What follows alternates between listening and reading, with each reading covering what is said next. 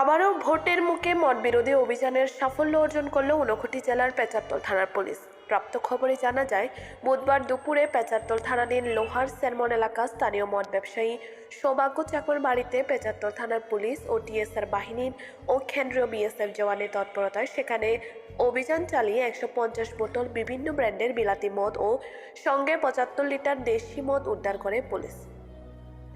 জানা যায়, মদগুলির বাজার মূল্য আনুমানিক 40,000 টাকার অধিক। এদিনের অভিযানে নেতৃত্ব দেন পেচারতল থানার মহিলা ইন্সপেক্টর লাল লিন পুহি।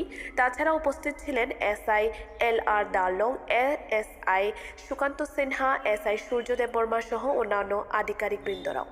নেতৃত্ব দেন এক সাক্ষাৎকারে পেচারতল থানার এসআই LR দারলং সংবাদ মাধ্যমের সামনে জানিয়েছেন, আগামী দিনেও পেচারতল থানা এলাকায় বিভিন্ন প্রান্তে এ ধরনের নেশা বিরোধী অভিযান জারি থাকবে বলে। সঙ্গে থাকুন, দেখতে থাকুন হেডলাইন্স তুলে। ধন্যবাদ। আজ দুপুর 12টা, আনুমানিক দুপুর 12টার সময় আমরা গোপন সংবাদের ভিত্তিতে লোয়ার সেরমন এলাকাতে একজন সৌভাগ্য চাকমার বাড়িতে গিয়া অভিযান চালাই। আমরা এখান থেকে পেচারতল পিএস স্টাফ এবং পিএসআর বাহিনী এবং কেন্দ্রীয় বাহিনী মিলিয়ে আমরা যৌথ অভিযান চালাই। সেখানে অভিযান চালানোর পরে আমরা সৌভাগ্য চাকমার বাড়ির থেকে আনুমানিক 150 বোতল বিলাতি মদ এবং 75 লিটার দেশি মদ আমরা উদ্ধার করতে সক্ষম হয় এবং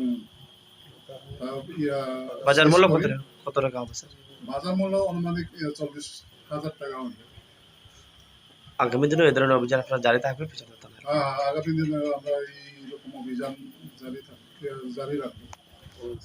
আপনার পরিচয় স্যার?